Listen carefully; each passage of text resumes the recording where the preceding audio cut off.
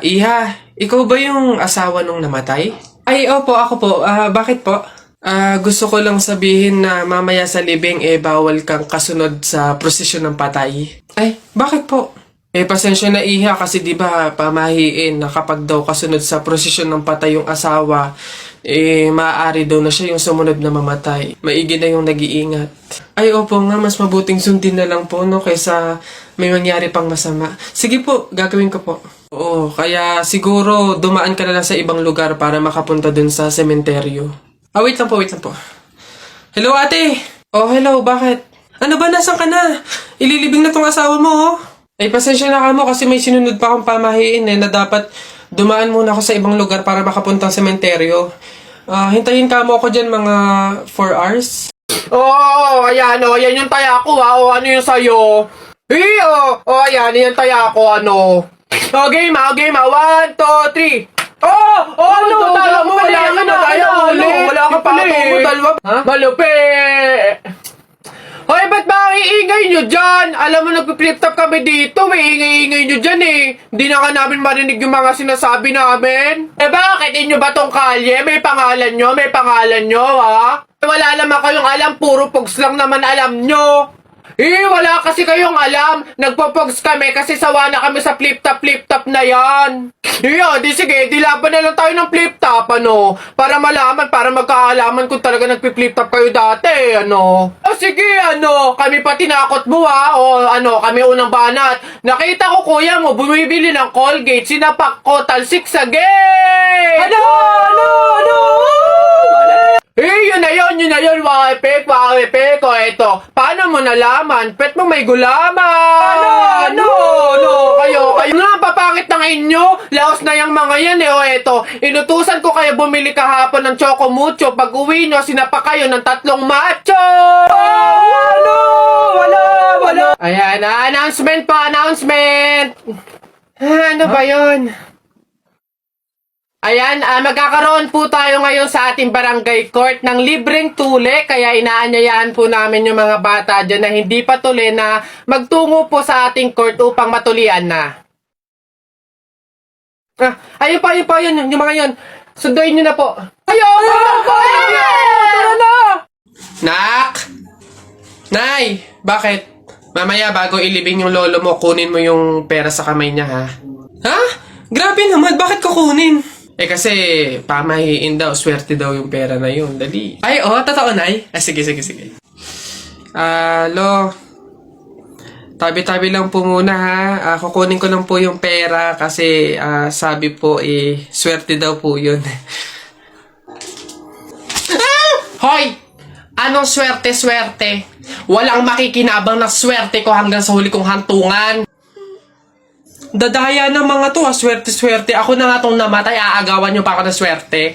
Makaranas man lang ako ng swerte sa langit, no? Akin yan! Swerte. Ayan na.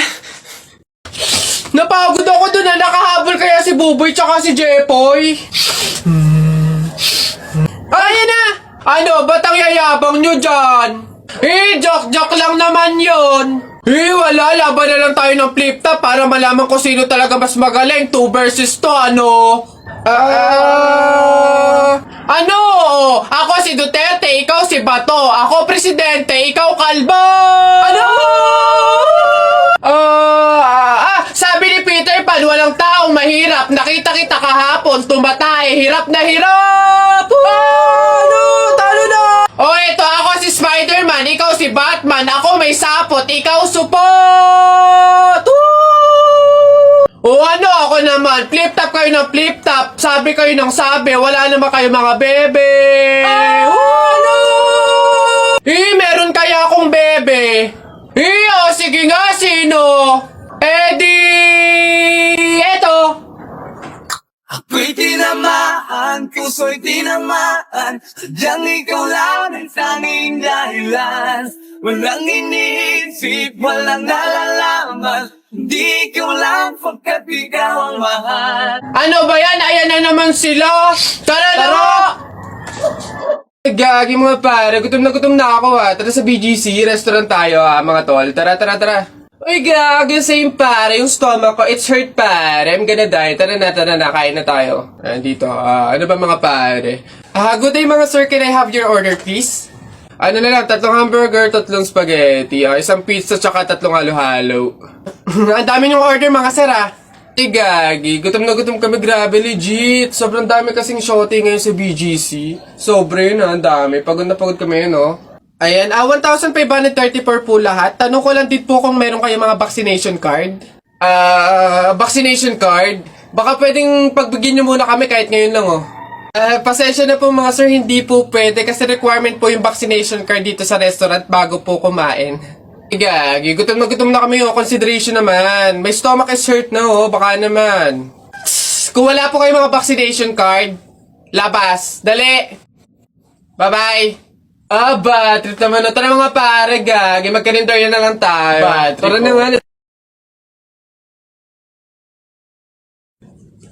Hoy, princess!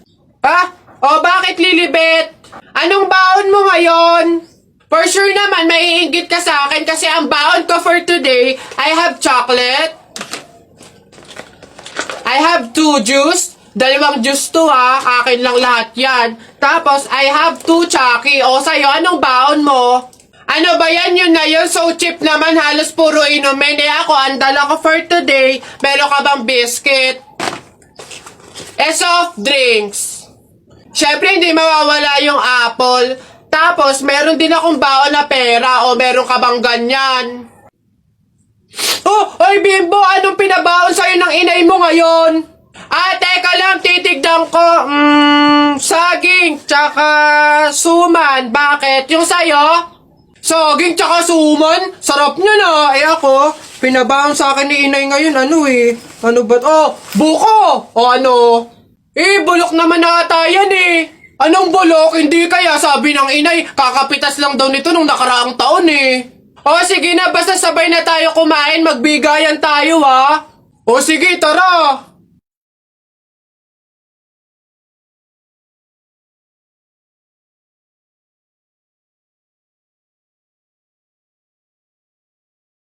Buti naman anak, makakalipat na tayo ng bahay. So nga buti na lang makakalipat na tayo sa mas maayos na bahay. Pero may tanong ako, bakit ang daming nagsasabi na pamahiin daw kapag daw lilipat ng bahay at paalis na, wag na daw lilingon dun sa bahay na yun kasi may mangyayari daw masama? Bakit kaya? Nak, bakit mo ba natanong? Gusto ko sanang lumingon para masulyapan yung bahay natin. Syempre, tagal na din naman natin tumira dyan, kaya napamahal na rin tayo. Bago man lang tayo umalis sana na masulyapan ulit kahit saglit. Hindi anak, sige lang, lumingon ka lang. Hindi naman tayo naniniwala sa mga pamahiin na yan, di ba? Walang mangyayaring masama, panigurado, promise. Sige nay. Hoy, kayong dalawa. Ano? Ganon-ganon na lang yun? Aalis na kayo agad, ha? Hindi nyo pa nga tapos bayaran yung upa sa bahay Pati yung ilaw at tubig, hindi nyo pa tapos bayaran, tapos aalis lang kayo, ha? 10 yung pinapakain kong anak, tapos yung asawa ko batugan pa, tapos aalis kayo, hindi kayo magbabayad. Ang kakapala mukha nyong lahat.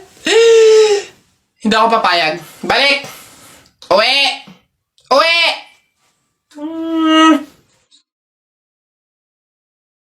Diba? Bessie, tignan mo! Girl, nasa mall ka, wala ka sa palengke. Ano ba yung suot mo? Wala ka bang taste? Walang style? Walang fashion? Ano ba yan, girl? Ilugar mo naman yung suot mo. Baduy? Bakit hindi mo kami try gayahin, girl? Sosyalin, yayamanin, fashionista, ganyan. 2023 na glow up naman, girl. Habol tayo. Or baka naman, Bessie, walang pambili. Mahirap siguro, ganun, poor. Alam mo, girl, madami dyang mga cheap store, yung mga ukay-ukay. Try mong tumingin sa mga ganon. Para naman maging maganda ka at maging presentable yung suot mo. Ano ba yan, Bessie? Wala bang tricycle dito or jeep man lang? Paulan na, Ano ba yan? Paano tayo makakauwi nito? Oo nga, Bessie, hindi naman tayo pwede mag-book. Ang mahal-mahal ng pamasahe doon. Girls! Kayo yung nakasabay ko sa mall kanina, di ba? Anong ginagawa? Commuters ba kayo? Kala ko naman kasi kung makapan-judge ko yung kanina. Naghihintay kayo dito na ng jeep, no? Tricycle?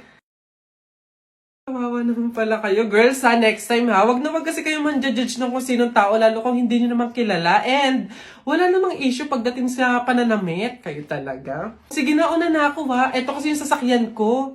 Oo, tama. Kahit ganito yung pananamit ko, may sarili akong sasakyan. O sige, una na ako. Wait, sa ganyang pananamit, magkukumute lang kayo. Gusto nyo sumabay? Pwede ba kahit saglit lang? Siyempre naman hindi. After nyo akong i-judge kanina na pampaleng ko yung suot ko and wala akong fashion, walang style, tapos sasabay kayo, wag na lang siguro muna. Bye! Ingat! Ay, wow! Ang ganda nito, girl, pang outfit sa BGC. Buti 50 pesos lang. Ito nga, besi mo akong mayaman dito. Bigat. Oh!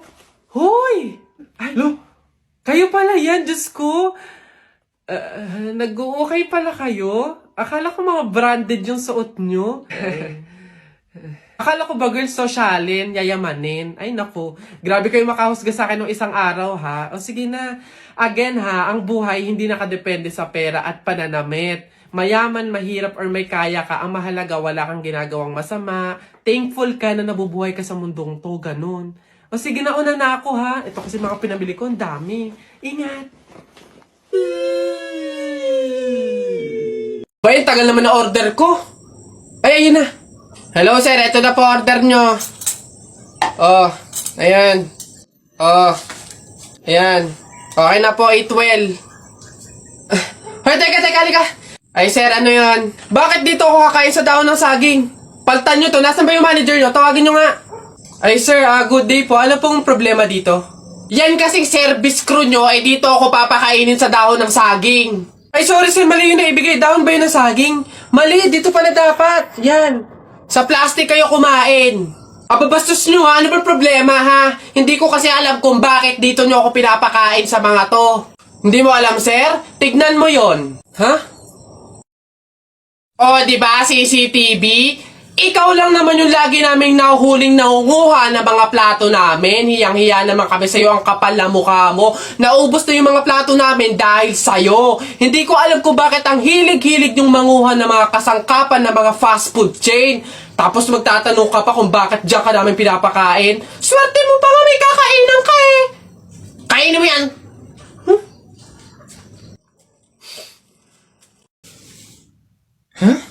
Hoy, Mare! Uy, Mare, bakit? Napapansin ko, ba't parang ang lungkot mo ngayon? Nako, Mare, minsan kasi naiisip ko kung makakapunta ba ako sa langit pag namatay ba ako, ganun. Sus, yun lang pala eh. Alam mo, may solusyon ako dyan sa iniisip mo. Ha? Solusyon? Ano naman yun, Mare? Di ba mahiin? Alam mo, sabi kasi nila, 24 hours daw na bukas yung gate ng langit tuwing Pasko. So, kung sino daw yung namatay ng Pasko, swerte daw yun kasi daw, diretso na daw agad sa langit yun. So, Mare, tara na, let's G. Ha? Aba, sira. Ay, bakit, Mare? Ipatingin mo na yung utak mo. Hoy anak, Jepoy. Nay, bakit? Mamaya, kapag nasa burol na tayo ng lolo mo, wag kang iiyak, ha? Lo, Nay, bakit?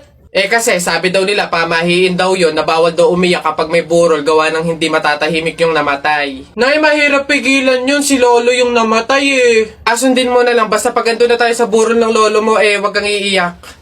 O, sige. Lo, paalam na. Nandito po yung apo nyo, si Jepoy.